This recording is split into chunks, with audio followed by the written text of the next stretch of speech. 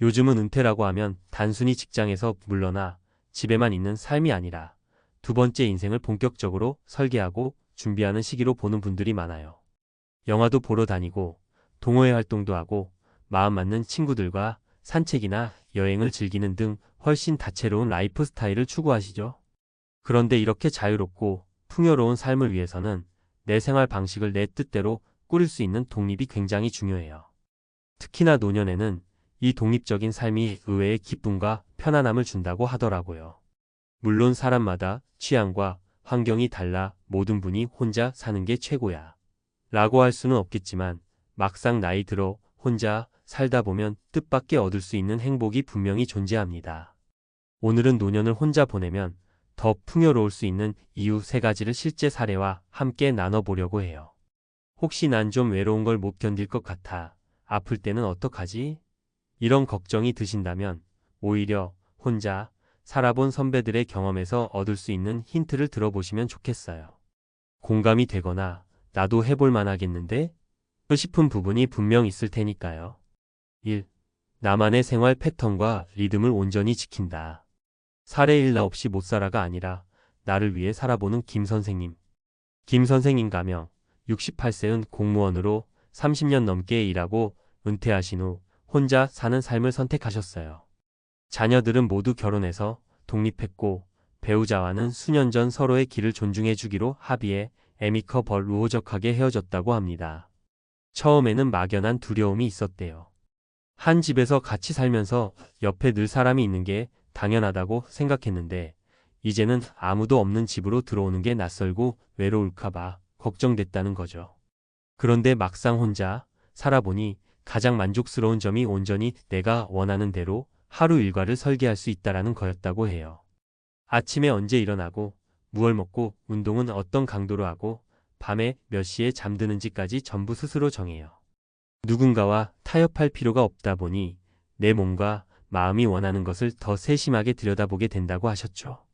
예를 들어 김 선생님은 아침잠이 많은 편이라 오전 9시에 여유 있게 일어나고요.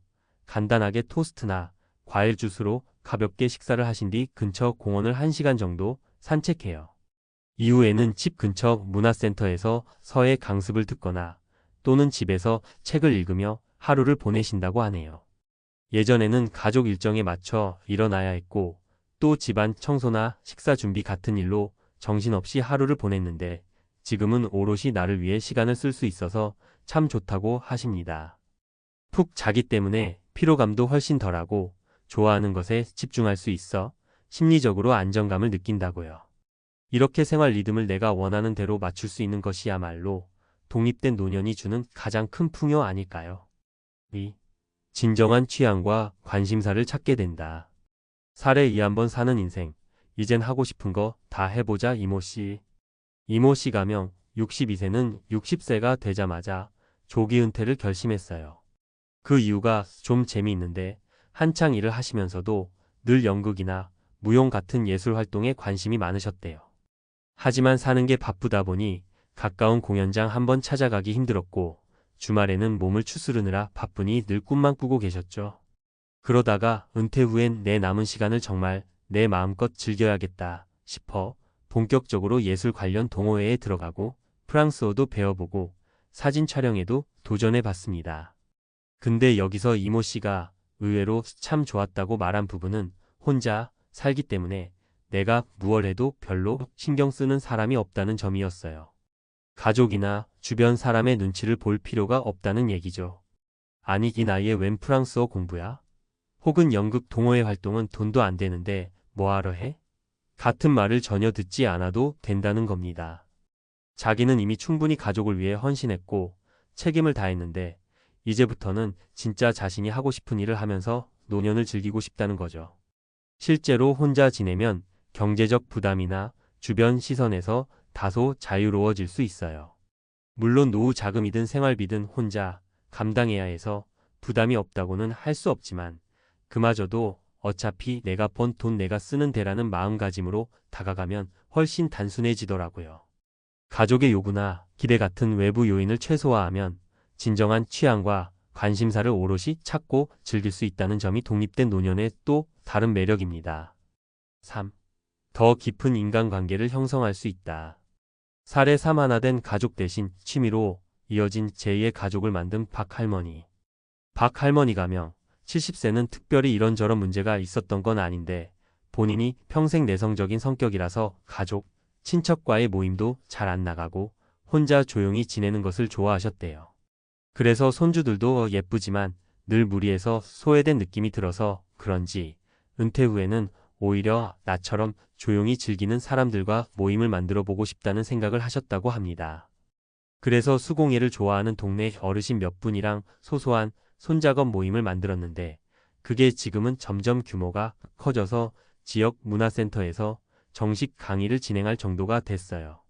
무엇보다 박 할머니가 하시는 말씀이 혼자 지내다 보니 오히려 외부 활동을 활발히 찾아보게 됐다는 거예요. 예전에는 가족 행사나 집안일에 매여서 내가 새로운 인간관계를 만들어갈 기회가 거의 없었는데 이제는 집에서 혼자 가만히 있어봤자 심심하다. 나가서 뭔가를 배워보자. 이런 생각으로 움직이게 된다는 거죠. 그러다 보니 같은 취미를 공유하는 친구도 생기고 그 관계가 점점 깊어지면서 서로를 도우며 진짜 가족 못지않은 유대감을 느끼게 됐다고 하십니다. 가족과 떨어져 사는 게 무조건 외로운 건 아니에요. 오히려 가족보다 더 잘 통하고 더 속 깊은 얘기를 나눌 수 있는 나만의 제2의 가족을 만나기도 하거든요. 그리고 이건 결국 스스로가 적극적으로 관계를 만들고자 움직일 때 생기는 일이죠. 혼자이기에 더 적극적으로 새로운 인연에 다가가고 또 취미나 관심사가 같은 사람들과 친밀감을 형성할 수 있다는 것. 이 또한 혼자 사는 노년이 줄 수 있는 또 다른 풍요의 모습입니다. 마무리하며 물론 혼자 사는 노년 생활이 늘 장밋빛인 것은 아니에요. 때로는 외로움을 느낄 수도 있고 갑작스럽게 몸이 아플 때 불안함을 느끼기도 하죠.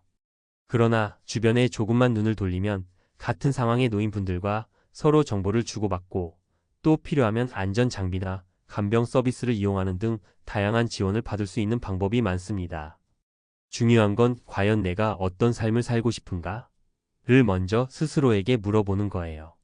나는 아침에 일찍 일어나 운동하는 걸 좋아해라든지 난 예술이나 악기 연주 같은 취미를 오래도록 하고 싶어 등 자기 취향을 존중해주는 환경이 갖춰졌을 때 우린 더 풍요롭고 행복한 노후를 맞이할 수 있습니다. 그 시작이 바로 혼자 살기라는 선택일 수 있다는 거죠. 그리고 혼자 살아보면 더 절실히 느낄 수 있는 부분이 결국 내 삶의 주체는 나 자신이라는 사실이에요. 이제까지는 돈을 벌기 위해, 아이들을 키우기 위해, 혹은 누군가를 돌보기 위해 달려왔다면 은퇴 후에는 온전히 내가 주인공이 되어봐도 괜찮다는 겁니다.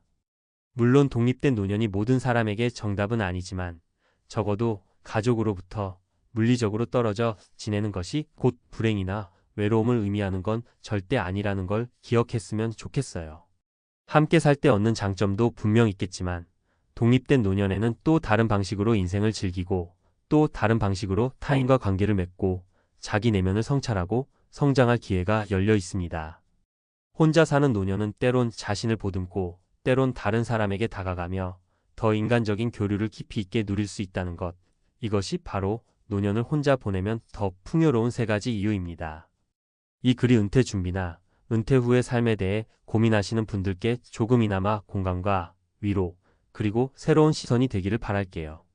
고맙습니다.